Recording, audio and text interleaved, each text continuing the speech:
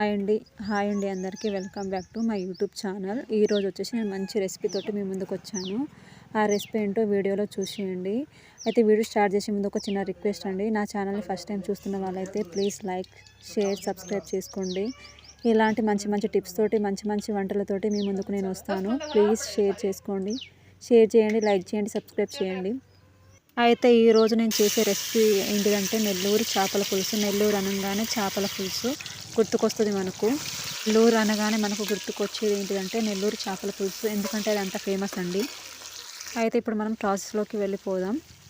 అయితే మా ఇంటి ముందు ఒక చెరువు ఉంటుంది. ఆ చెరువులో ఇవాళ సండే అని చేపలు పడుతున్నారు. అందుకే మా డాడీ వెళ్ళి మార్నింగ్ వెళ్ళి ఒక 2 kgs చేపలు, ఫ్రెష్ చేపలు తెచ్చారు. ఆ ఫ్రెష్ చేపల్ని తీసుకొచ్చి మా మమ్మీ మా డాడీ ఇద్దరు కలిసి క్లీన్ చేసి ఆ పీసెస్ని బాగా మంచిగా లెమన్తోని చేపలను వాష్ చేసుకుంటే నీసు వాసన అనేది రాకుండా ఉంటుంది. మీరు కూడా ఎప్పుడైనా చేపలు తెచ్చుకున్నప్పుడు లెమన్తోని ఫిషెస్ని వాష్ చేసుకోండి, నీసు వాసన అనేది రాదు. ఈ చేపల పులుసుని ఇప్పుడు స్టార్ట్ చేసేద్దాం. ఫస్ట్ అయితే ఒక వెడల్పాటి గిన్నెను తీసుకోవాలి, ఎందుకంటే పీసెస్ అనేటివి మంచిగా ఉడకాలి. మనం గంటతో కలిపినప్పుడు పీసెస్ అనేటివి పగలకుండా మంచిగా ఉండాలంటే వెడల్పాటి గిన్నెను తీసుకోవాలి. ఫస్ట్ అయితే ఒక వెడల్పాటి గిన్నెను తీసుకొని అందులో ఆయిల్ వేసుకొని ఒక 4-5 ఎండుమిర్చి వేసుకొని కొంచెం జీలకర్ర, కొంచెం కరివేపాకు వేసుకొని అవి హీట్ అయిన తర్వాత మేమైతే ఒక 4 టమాటాస్ని కట్ చేసుకున్నాం. ఆ టమాటాస్ తొందరగా కుక్ అవ్వాలని దాని మీద కొంచెం సాల్ట్ చల్లి మూత పెట్టేసినాం. అది కుక్ అయిన తర్వాత కలుపుకోవాలి.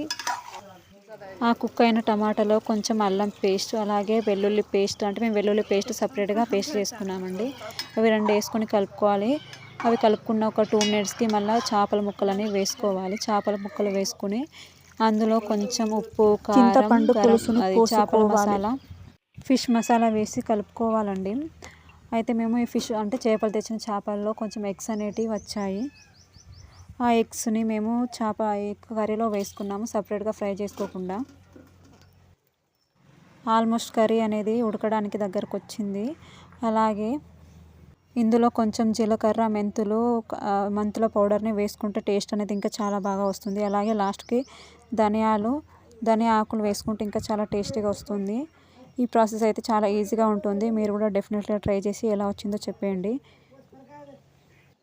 ఈ వేడి చేపల పులుసు అయితే జొన్న రొట్టెతో చాలా టేస్టీగా ఉంటుంది. మీరు కూడా డెఫినెట్గా ట్రై చేయండి జొన్న రొట్టెతో, ఎందుకంటే జొన్న రొట్టెతో ట్రై చేస్తే టేస్ట్ ఉంటుంది. అలాగే హెల్త్ బెనిఫిట్స్ కూడా చాలా ఉంటాయి. ఈ వీడియో నచ్చితే please like, share, subscribe. Thanks for watching.